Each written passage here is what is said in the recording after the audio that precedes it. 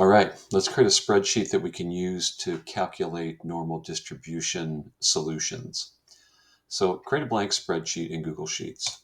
Let's rename it and call it Normal Distribution Calculator. In the cells here, we're going to be placing some text which will describe what we're going to be inputting. And then we're going to place some values in other cells, and we're going to place some calculations in other cells. So these first two cells here, A1 and B1, let's highlight them and merge them. So click on the Merge Cells link on the toolbar, and those two cells will be merged together into a single cell. We'll put a sort of a title in here. We'll call it Question 1. We'll copy our calculator that we create and make multiple copies of it for each problem that we're working on.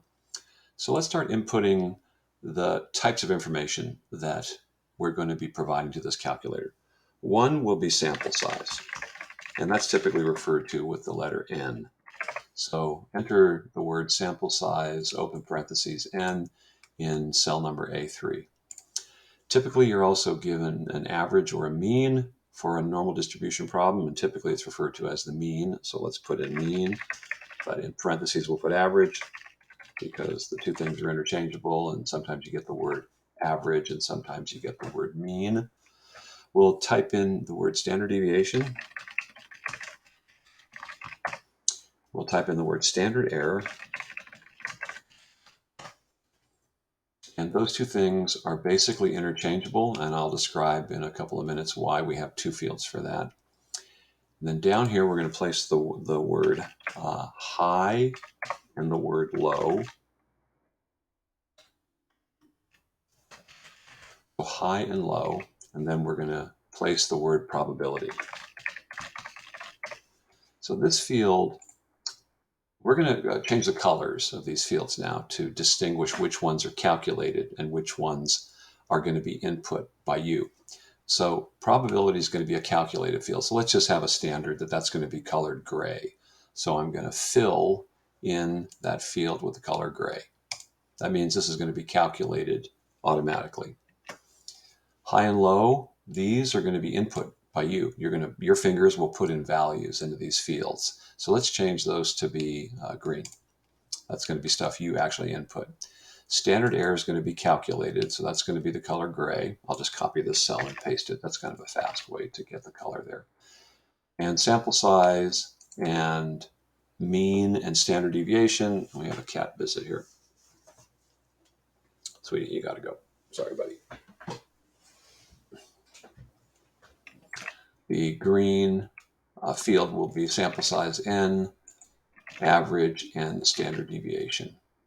So in this calculator, we're going to input the size of the sample that we're working with. Sometimes it's one thing, other times it's multiple things. We're going to input the average that we're given for the problem, the mean that we're given for the problem, and we're going to input the standard deviation, and the high and the low value, because typically you're asked on normal distribution problems to state what the area is between two points or two data values on a normal curve. Sometimes you're asked to do everything above or everything below, and if we're asked to do those kinds of things, we're going to provide a surrogate value for high or low, meaning a really, really big value. Like if it's everything above 75, it would be 75 to like 10 billion. So we'll use like 10 billion as our super, super high number to simulate the upper bounds. Okie doke. So now let's start putting in our calculations. So standard error, you're going to input a formula into this field.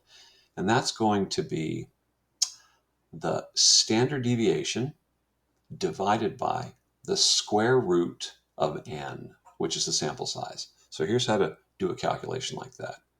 Press the equal sign to begin your formula expression, and we're going to point to standard deviation, the standard deviation field. So we're going to click on that field, and automatically the computer inserted B5 into the formula. So we're going to take the standard deviation that was input, and we're going to divide it by the square root of cell number B3.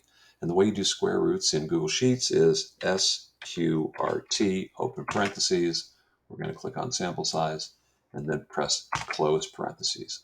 So that is your entire formula that you should have inside of cell B6.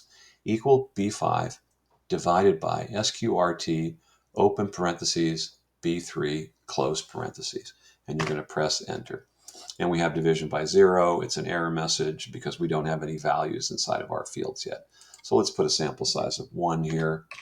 And the average, we don't know the average yet because we haven't actually looked at a problem. And so we're just going to place an average of, let's say, 0. And a standard deviation, we don't have a standard deviation right now because we don't have a sample problem to work with. And so let's input a value of 0 there. Now, we also, once again, don't have a sample problem, so let's put in a high of 0 and a low of 0. And we have our last field to calculate. So you know that when you're working with normal distribution problems, you're typically given a mean and a standard deviation. And you're typically given some range of values, and you're typically asked what's the probability of a value falling in between those two values. So now we're going to type in a really long formula. What we're going to type in here is the area to the left of the high value minus the area to the left of the low value. That's how to calculate the area under the curve between two values on a normal distribution curve. You can imagine a curve somewhat similar to this. You can see the curve here on the screen.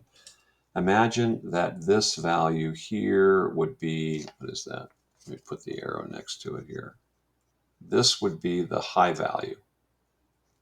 The camera's backed up a little bit here, so I think the thing to the right here, maybe I could do it this way. Yeah, this would be considered the high value. If you take the entire area to the left of that curve, obviously that's too much. That area is too large. So we subtract the area to the left of the curve here. We subtract that area. That's the technique for determining that shaded region of the normal curve. You subtract one area from another, and you wind up getting the area that's in between those 2 points.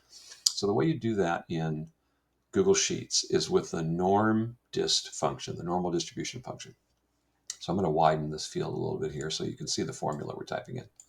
We're going to press equal sign, norm dist,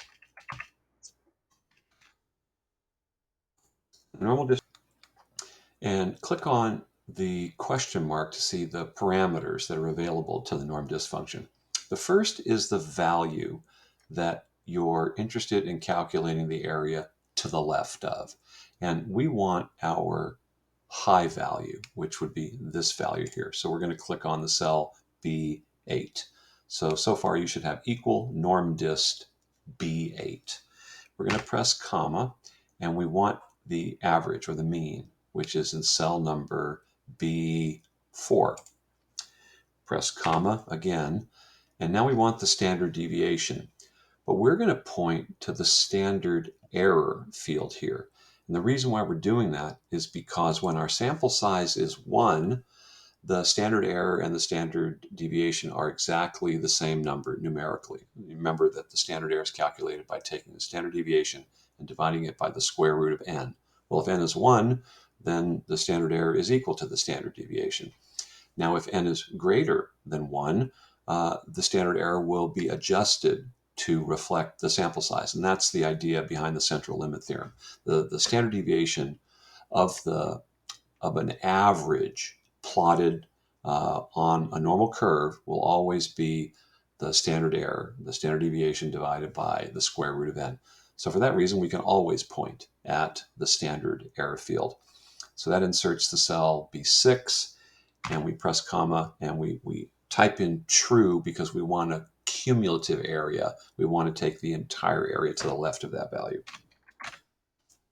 Press close parentheses. So far you should have that formula, equal norm dist, B8, comma, B4, comma, B6, comma, true. That's the area to the left of the normal curve relative to the high value in this range of values that we're doing. We now want to take that entire formula, except for the equal sign, and we want to copy it. So I'm going to highlight this entire formula here, highlight it, press Control C, and I'm going to type minus, the minus sign, and I'm going to press Control V. So I'm going to copy the entire formula. this is going to do the subtraction of those areas to give us just the value between the two ranges. Now, in the second norm dist, we want to replace the B8 value with the B9 value because we're going to be subtracting the high left area from the low left area. So this just changes to B9. So you might want to pause the video at this point to confirm that you have everything entered exactly as you see it on screen. And once you're done, you press enter. And we have no area right now. So we have an error in our calculation that's normal because we don't have any values. So we're going to test out our calculator now. So we're going to test it out on the central limit theorem for means worksheet that you should have attached to this assignment. And I'm going to open up that sample. So let's do this problem as our first problem that we're going to enter. We have a advertised weight in this problem of 2 ounces. So I'm going to enter the average is 2 ounces. So the average will be 2. The standard deviation is 0.04. Our sample size is 1 because we have no indication here. It says here, suppose the average weight of a certain candy bar, and that A indicates one single value. And then we're asked, and notice how the standard error got recalculated to be the same exact thing as the standard deviation. That makes sense, right? Because the standard deviation divided by the square root of n, if n is equal to 1, means the standard deviation. Now we're asked in this question, we have another cat visit. Sorry, sweetie, you got to go. I'll put you in front of the camera for a second. There we go. There you go. She's trying to do the calculations right along with us. Cat visit number 2. We're asked what the probability is that a single candy bar weighs between 1.98 and 2.02. So you can see those are the low and the high values. The high is 2.02 and the low is 1.98. So let's enter those into our calculator. The high is 2.02. The low is 1.98. So the calculator, our calculator, determined that the probability is 0.38 because what we did is we subtracted those two areas. So what you just did is you created a calculator that can work with any kind of normal distribution problem. If you want to do this, use this calculator for other problems, here's an idea. Highlight all of these cells, press Control-C, and then click somewhere else in the spreadsheet and press Control-V. The computer will automatically paste those cells, and all the calculations will be reset to be relative to those new cells. So nothing's pointing over at the old calculator. Everything's relative to the current cells.